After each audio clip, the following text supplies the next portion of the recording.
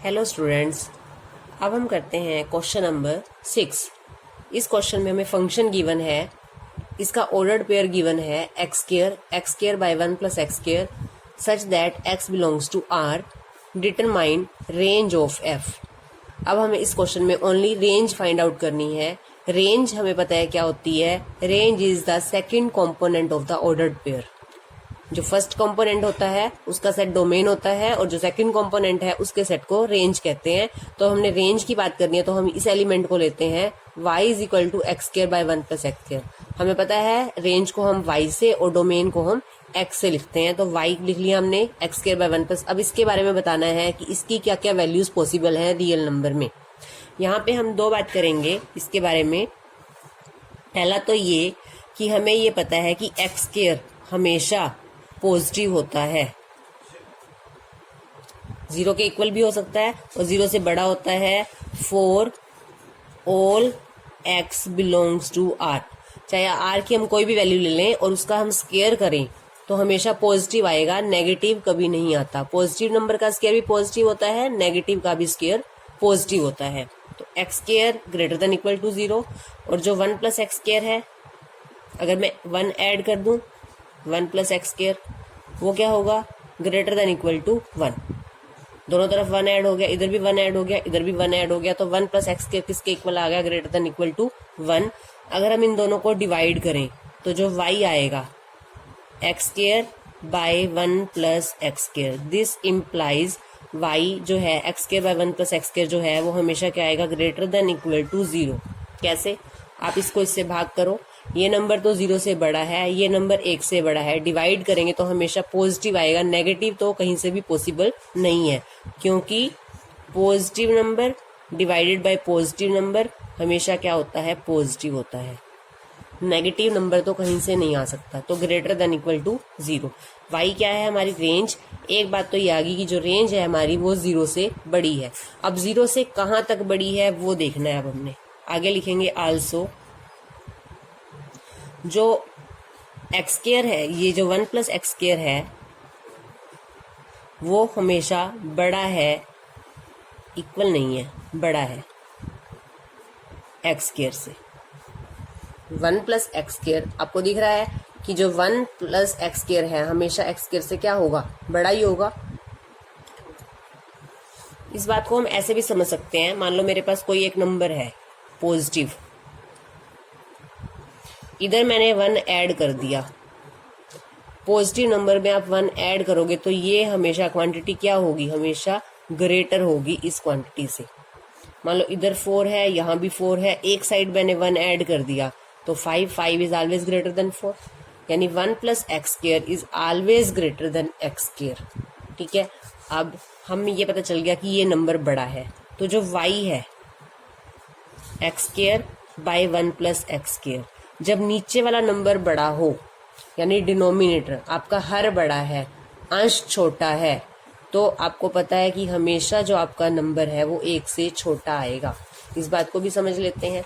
मान लो आपके पास एक ऐसी फ्रैक्शन है, एक ऐसी भिन्न है जिसका ऊपर 4 है, बाएं में 5 है। आप डिवाइड करोगे कभी भी 1 पे तो नहीं जाएगा, क्या आएगा इसका 0.8 भाग करके। 4 को आप बीच में रखोगे, 5 से डिवाइड करोगे, 5 0 पॉइंट लगा के 40, 5 8 जा 40, तो आपका आया 0.8। मान लो आपके पास 3/5 है, आप इसको डिवाइड करोगे आपका आएगा 0.6। आपके पास 2/9 है, आप इसको डिवाइड करोगे तो 0.9 2 जा 18, 9 2 जा 18, 9 2 जा 18, तो ये आएगा। यानी कि 1 से हमेशा छोटा नंबर आएगा, कभी भी 1 पे नहीं जाएगा, क्योंकि आपकी जो अंश है वो छोटा है, हर आपका बड़ा है। 1/5, 6/9, कैसे भी आप डिवाइड कर लो, आपका जो आंसर है वो आपका 1 से क्या आएगा, छोटा आएगा। तो x square by 1 plus x square is less than 1। अब हमने क्या देखा कि जो हमारा y है, हमारे पास एक इक्वेशन तो आ गई जो हमें कह रही है कि y जो है वो 0 से बड़ा और 0 के इक्वल हो सकता है। एक इक्वेशन आई हमारे पास वो 1 के लेस है, 1 के इक्वल भी नहीं है, क्योंकि आंसर हमारा 1 कब आता है, जब हम सेम नंबर को सेम नंबर से डिवाइड करें, तब हमारा 1 आता है। 6/6 1 आता है, 8/8 1 आता है, लेकिन हमारा यहाँ पे अंश तो कभी भी हर के बराबर हो ही नहीं सकता, क्योंकि जो हमारा हर है वो है हमारा 1 + x²। ये तो हमेशा बड़ा है, ये दोनों कभी बराबर नहीं है, ये बराबर नहीं है तो भाग करके कभी भी 1 नहीं आएगा, तो y कभी भी 1 के इक्वल नहीं आएगा, 1 से छोटा आएगा। तो क्या लिखते हैं अब हम, फ्रॉम 1 and 2। 1 इक्वेशन कहती है y 0 से बड़ा और 0 के बराबर है, और y जो है वो 1 से छोटा है। तो क्या लिखेंगे, y जो है 0 से बड़ा, 0 के बराबर और 1 से छोटा। तो देयरफॉर रेंज ऑफ फंक्शन है 0 से 1, और इधर क्लोज इधर ओपन ब्रैकेट। फोर्थ क्वेश्चन देखते हैं। हमारा फोर्थ क्वेश्चन रहता है f(x) = (√x-1) find its domain and range. इस क्वेश्चन में हमें डोमेन और रेंज दोनों बतानी है। अब सबसे पहले डोमेन की बात करते हैं। डोमेन क्या होता है कि x की कौन कौन सी वैल्यू आ सकती हैं। हम यहाँ पे कुछ भी रखें, x की ऐसी वैल्यू जिसके लिए f(x) डिफाइंड हो, यानी f(x) रियल नंबर आए, उसे डोमेन कहते हैं।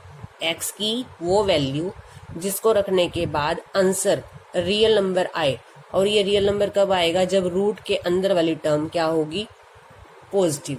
तो हम पहले किसकी बात कर रहे हैं, डोमेन की बात कर रहे हैं। डोमेन में हम क्या लिखेंगे, f(x) is defined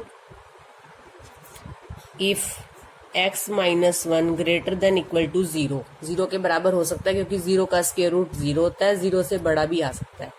x-1 greater than equal to 0, 1 को उधर ले जाएंगे, 1 उधर जाके प्लस का हो जाएगा, तो x is greater than equal to 1। तो हमारी x की वैल्यू आ गई।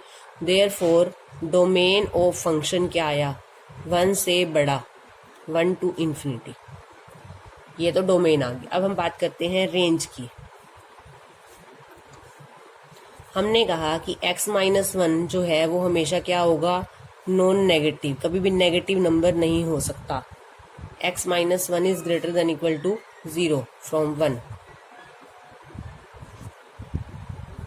तो अगर मैं इसका स्क्वायर रूट ले लूं तो जो स्क्वायर रूट आएगा x-1 का वो भी हमेशा क्या आएगा, 0 या 0 से बड़ा। अगर नंबर 0 है या पॉजिटिव है तो उसका स्क्वायर रूट भी क्या आएगा, 0 से बड़ा।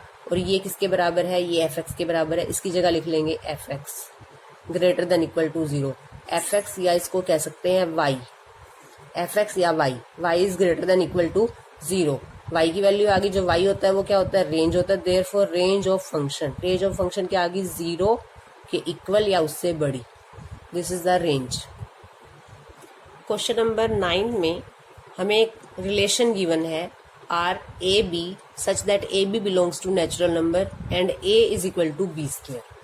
अब हमें बताना है, 3 पार्ट है इसके, कि ट्रू और फॉल्स। फर्स्ट पार्ट हमें बताना है A बिलोंग्स टू R, ये ट्रू है या फॉल्स है, इसके बारे में बताना है। क्या हर नेचुरल नंबर के लिए A R से बिलोंग करेगा, इसका मतलब क्या है कि फर्स्ट और सेकंड पार्ट दोनों सेम आ जाए। कंडीशन क्या है, A is equal to B² होना चाहिए। अब अगर मैं A की वैल्यू 2 लेती हूँ, A अगर मैंने 2 लिया तो B की वैल्यू क्या आएगी, A is equal to B²। यहाँ समझते हैं इसको। ये कंडीशन है हमारी, जब ऑर्डर्ड पेयर आएंगे तो हम यहाँ से निकालेंगे। अब जो AB है हमारे, वो नेचुरल नंबर से बिलोंग करने चाहिए। अब हम यहाँ B की वैल्यू पुट करते जाएंगे तो A की वैल्यू आ जाएगी। सबसे पहले मैंने B को 1 पुट किया, क्योंकि नेचुरल नंबर 1 से स्टार्ट होते हैं। तो A की वैल्यू क्या आई, 1 का स्क्वायर। B 1 पुट किया, A 1, तो ऑर्डर्ड पेयर बन गया 1 1। B की वैल्यू 2 पुट की तो A की वैल्यू क्या आएगी, 2 का स्क्वायर 4, तो ऑर्डर्ड पेयर बन गया हमारा A की वैल्यू 4, B की वैल्यू 2। B की वैल्यू 3 पुट की तो A क्या बना, B का स्क्वायर, 3 का स्क्वायर 9, तो ऑर्डर्ड पेयर क्या बन गया, 9,3। लेकिन हमारी जो कंडीशन थी वो क्या कह रहा है कि A बिलोंग्स टू R।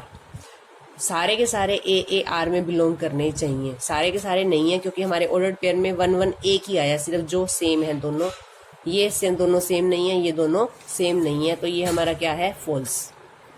और फॉल्स बताने के लिए सिर्फ हमें एक एग्जांपल देना होता है। क्या करते हैं हमने लिया let B is equal to 2 implies A is equal to 4। क्या लिखेंगे, 4 2 belongs to R but 2 2 does not belongs to R। 4 two R में है, 2 टू आर में नहीं है, इसलिए ये वाला जो हमारा पार्ट है ये फॉल्स है। एक बार 9th क्वेश्चन का फर्स्ट पार्ट फिर से समझ लेते हैं। हमारी जो स्टेटमेंट थी वो है ए बिलोंग्स टू आर। हमें बताना है ट्रू है या फॉल्स है। इसका मतलब क्या है, ए का मतलब है कि आपके जो ऑर्डर्ड पेयर हैं उसका first and second component same होगा। क्या सारे के सारे एलिमेंट्स रिलेशन में इस आर में ऐसे ही आएंगे कि जैसे दोनों का first and second component same हो। एक बार इसको समझते हैं। पहले हमें गिवन क्या है, हमें गिवन है A B, ordered pair A B होना चाहिए। ए बी दोनों नेचुरल नंबर से होने चाहिए और ए जो है वो बी स्क्वायर के इक्वल होना चाहिए। अगर हम ये समझें कि हमारा ऑर्डर्ड पेयर ए बी है और कंडीशन लगती है A is equal to B square, इस कंडीशन के हिसाब से हमें ऑर्डर्ड पेयर बनाने हैं। ए का मतलब फर्स्ट कंपोनेंट, बी का मतलब सेकंड कंपोनेंट, और हमें ऑर्डर्ड पेयर ऐसे चाहिए। अब नेचुरल नंबर पुट करते जाओ आप यहाँ पर। अगर आपने यहाँ पे 1 रखा तो ए भी 1 होगा, यानी आपका यहाँ से फिर देखो ए जो है फर्स्ट कंपोनेंट है, जो फर्स्ट कंपोनेंट है वो सेकंड कंपोनेंट का स्क्वायर है, आगे वाला कंपोनेंट पीछे वाले का स्क्वायर है। तो अगर ना भी वैल्यू पुट करते जाएं तो अपने आप बनाते जाएंगे। और क्या क्या आएगा यहाँ पे 4 2, जो आगे वाला है वो पीछे वाले का स्क्वायर होना चाहिए। स्क्वायर नंबर और क्या होता है 9 3, 16 4, 25 5, जो आगे वाला कंपोनेंट है वो बी का स्क्वायर होना चाहिए। ए जो है वो बी के स्क्वायर के इक्वल है। 36 6, 49 9, 49 7, 81 9। तो ये सब ऑर्डर्ड पेयर हैं हमारे, जो हमारे इस आर में आएंगे। अब हमें बताने हैं, अब इनको समझ के देखो कि जो हमारा फर्स्ट पार्ट है क्या ए बिलोंग्स टू आर कर रहा है। ए बिलोंग्स टू आर, और जो है 4 आगे भी लिखा है all A belongs to N, सभी नेचुरल नंबर के लिए, यानी कि 1 1 भी आना चाहिए, 2 2 भी आना चाहिए, 3 3 भी आना चाहिए, 4 4 भी आना चाहिए। सारे तो नहीं आ सकते इसके अंदर, क्योंकि हमने देखा है कि इसके अंदर क्या क्या आ रहे हैं 1 1 4 2 9 3 16 4, ये एलिमेंट्स आ रहे हैं। तो हमने लिखा फर्स्ट पार्ट फॉल्स है। सेकेंड पार्ट देखें क्या है, हमें कहता है कि अगर ए बी आर के अंदर है implies B A belongs to R. अगर आपका कोई एक ऑर्डर्ड पेयर है तो उसका उल्टा भी आर में होगा। अब हमने यहीं से ले लेते हैं, हमने एग्जांपल लिया कि 4 2 आर में बिलोंग कर रहा है। क्या लिखेंगे 4 2 बिलोंग्स टू आर। अब हम देखें हमारा 4 2 तो आर में है क्योंकि आगे वाला जो पीछे वाले का स्क्वायर है। क्या 2 4 भी आर के अंदर आ सकता है? क्या ये वाली कंडीशन सेटिस्फाई हो रही है यहाँ पे? क्या आगे वाला एलिमेंट पीछे वाले का स्क्वायर है? क्या 2 4 का स्क्वायर है? अगर नहीं है तो ये इसके अंदर नहीं आएगा। तो क्या लिखेंगे 4 2 बिलोंग्स टू आर। क्यों? क्योंकि जो 4 है वो 2 का स्क्वायर है। But 2 4 does not belongs to R. क्यों नहीं आर में बिलोंग करता? क्योंकि जो आगे वाला है वो पीछे वाले का स्क्वायर नहीं है। इसमें कौन कौन से ऑर्डर्ड पेयर आएंगे? आगे वाला एलिमेंट पीछे वाले का स्क्वायर होना चाहिए। तो ये भी क्या है? फॉल्स।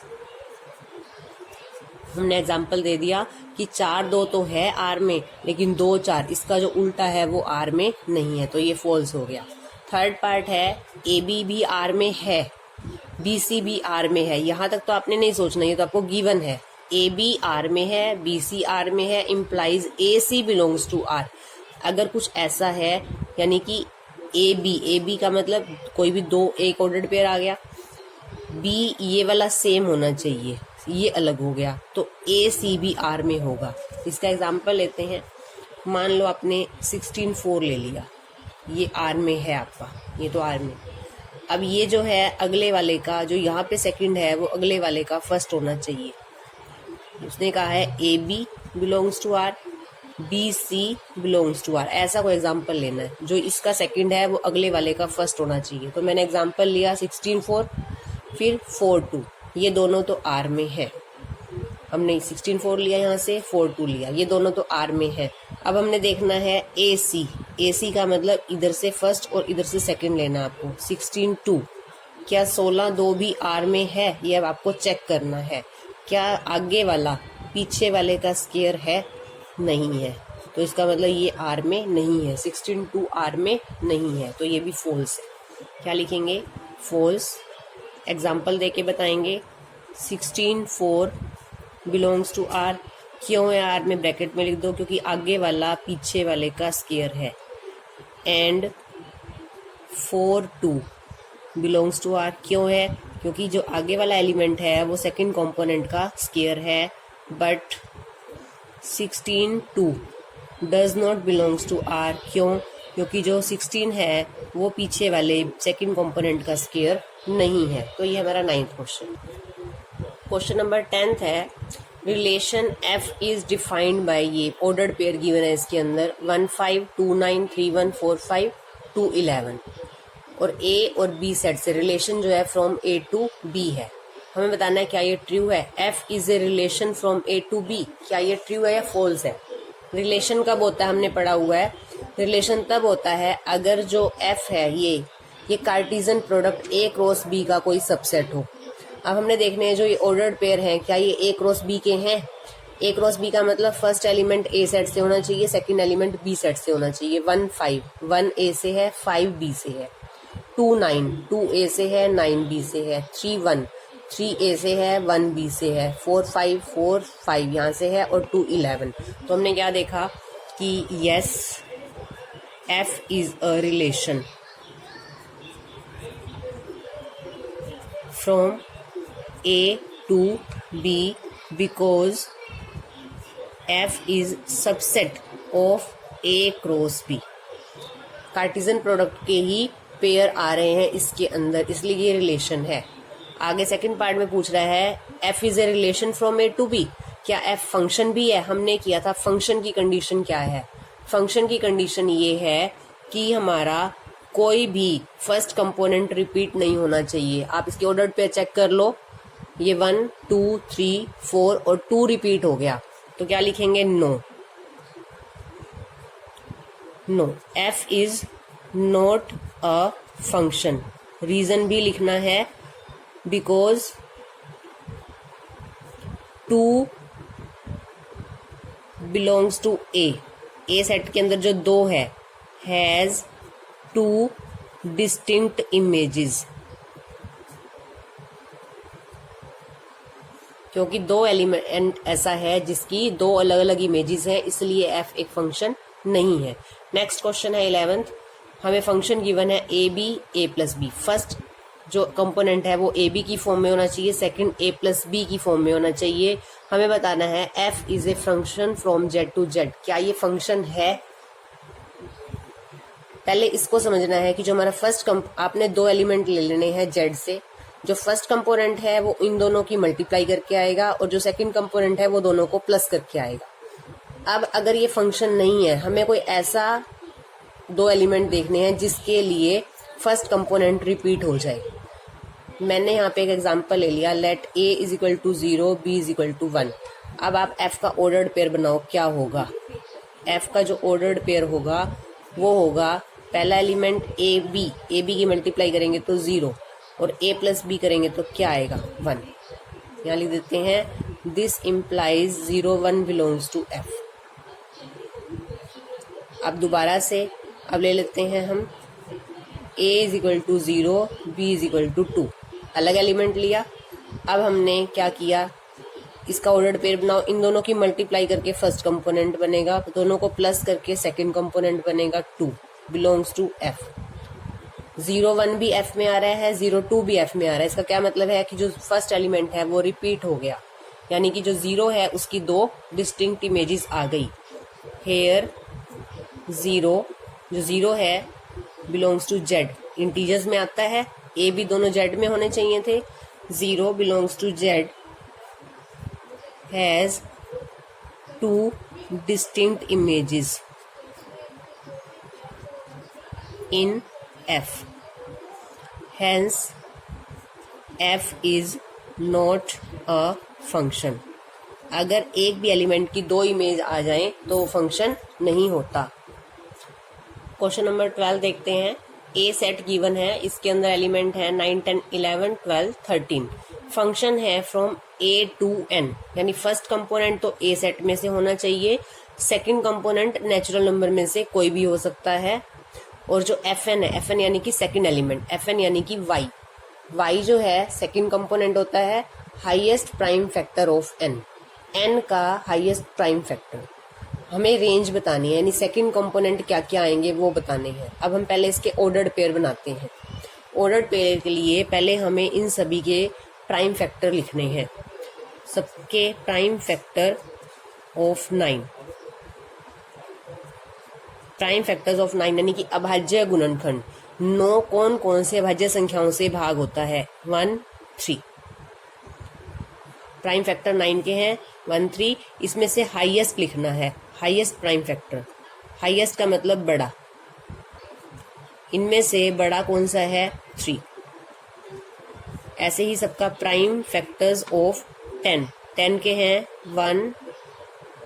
प्राइम फैक्टर में तो 1 आना ही नहीं है, ओनली 3 ही आना है। Prime factor of 10 2, 5। Highest prime factor of 9 था यहाँ पे, ऑफ 10 इज इक्वल टू 5। इन दोनों में से बड़ा कौन सा है? 5। प्राइम फैक्टर्स ऑफ 11, 11 तो सिर्फ 11 से ही डिवाइड होगा। Highest prime factor of 11। Prime factors of 12, 12 के कौन कौन से हैं? 2 की टेबल पे जाता है, 3 पे जाता है और 4, लेकिन 4 प्राइम नंबर नहीं है, 6 प्राइम नंबर नहीं है। तो highest prime factor of 12 is equal to 3। Prime factor of 13, 13। Highest prime factor of 13 is equal to 13। तो ऑर्डर्ड पेयर क्या बना? जो F है उसमें कौन कौन से ऑर्डर्ड पेयर आए? अगर फर्स्ट कंपोनेंट मैंने 9 लिया तो जो सेकंड कंपोनेंट है वो इसका हाईएस्ट प्राइम फैक्टर लेना है 3। फिर 10 लिया, 10 का हाईएस्ट प्राइम फैक्टर है 5। 11 का 11, 12 का 3 और 13 का 13। ये हमारे ऑर्डर्ड पेयर बनेंगे। फर्स्ट एलिमेंट तो ए सेट में से लेना है और जो सेकंड एलिमेंट है वो इनका हाईएस्ट प्राइम फैक्टर लेना है। 9 का 3, 10 का 5, 11 का 11, 12 का 3, 13 का 13। तो ये हमारे ऑर्डर्ड पेयर बन गए।